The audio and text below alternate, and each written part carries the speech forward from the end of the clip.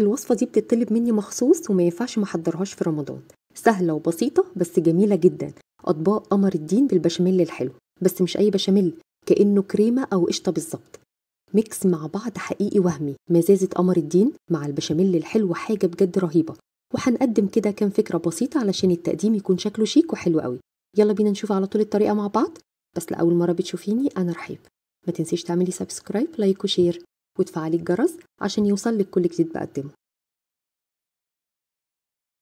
أول حاجة هنجهزها مع بعض طبقة قمر الدين. معايا لفة كاملة من قمر الدين تقريبا 400 جرام أو 450 جرام. هقطعها كده حتت صغيرة عشان يبقى سهل عليا إن أنا أضربها في الخلاط. بعد كده هحط عليها كمية من المية السخنة. المية السخنة اللي انتي هتحطيها هي ديت اللي هتحدد قوام قمر الدين عامل ازاي. علشان كده لازم تحطي المية السخنة باعتدال. أنا عامة دلوقتي حطيت 1.5 كوباية من المية السخنة. هغطي الطبق وأسيبه حوالي ساعة. بعد كده هتلاقي إن قمر الدين بقى طري معاكي. تاخدي بقى قمر الدين وتحطيه كده كله في الخلاط، وبعد كده هتضيفي 1.5 كوباية من السكر، وتضربي بقى قمر الدين كويس جدا جدا لحد ما يبقى ناعم معاكي. أنا في المرحلة دي حسيت إن القوام تقيل شوية، فهضيف نص كوباية من المية السخنة. يبقى كده حطينا على اللفة كلها 2 كوباية من المية السخنة. اخد بقى قمر الدين وانقله كده في حلة واسيبه كده على النار على درجة حرارة متوسطة، يا دوبك ياخد غلوة واحدة معايا. في المرحلة دي بقى هقلب تقليبة واحدة، وبعد كده معايا 1.4 كوباية من النشا، وهضيف عليها 1/4 كوباية من المية، وهقلب النشا كويس جدا جدا في المية، وتتأكدي كده ان النشا داب تماما لان احنا حاطين كمية من النشا. خلاص كده النشا داب تماما زي ما انتوا شايفين. هاخد بقى النشا واضيفه على قمر الدين.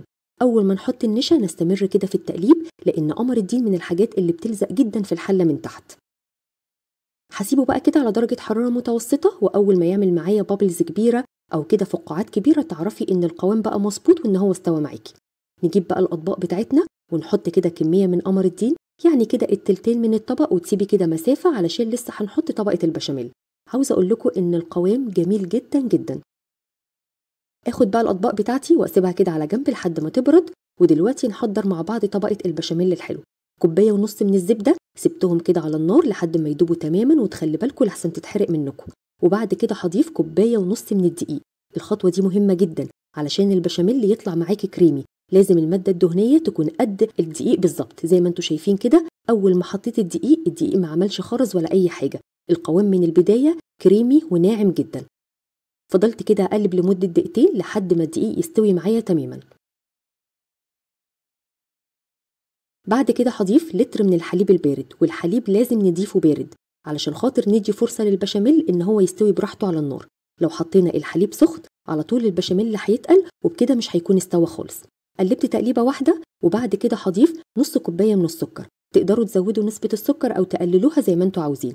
اخر حاجة ضفتها معلقة صغيرة من الفانيليا السائلة، وقلبت كده لحد ما القوام البشاميل بقى كريمي وناعم جدا ومفهوش اي تكتلات، وبيعمل علامات رفيعة جدا. اخد بقى البشاميل واضيفه كده على طبقة قمر الدين. طبعا طبقة قمر الدين خلاص بردت تماما، ولازم نحط برضو طبقة البشاميل بالراحة كده ونوزع بالراحة بالمعلقة علشان البشاميل ما ينزلش في طبقة قمر الدين من تحت. بصي بقى القوام كريمي ازاي، عامل زي القشطة بالظبط. اتبقى معايا كمية من البشاميل الحلو، نقلتها كده في اطباق تانية، وعاوزة اقول لكم ان دي اول اطباق خلصت معايا. نشوف بقى دلوقتي كان فكرة كده للتزيين. طبعا اي مكسرات عندك تقدري تحطيها، عامة التزيين دوت زي ما انت عاوزة. اخد بقى الاطباق بتاعتي واحطها في التلاجة نص ساعة او ساعة الا ربع لحد كده ما الطبقات تكون متماسكة وحلوة جدا. وبعد كده بقى نبتدي نقدم الاطباق بتاعتنا، والاطباق لازم تتقدم وهي باردة. عاوزة اقول لكم ان الطعم والقوام بجد في منتهى الروعة. القوام كريمي وحلو جدا. طبقة البشاميل عاملة زي القشطة او الكريمة بالظبط. عارفين المطة اللي بتبقى في الايس كريم؟ موجودة في الطبق دوت. وبس كده وصفة النهاردة خلصت. أتمنى أن الوصفة تكون سهلة وبسيطة عليكي، وأشوفكم إن شاء الله على خير. باي باي.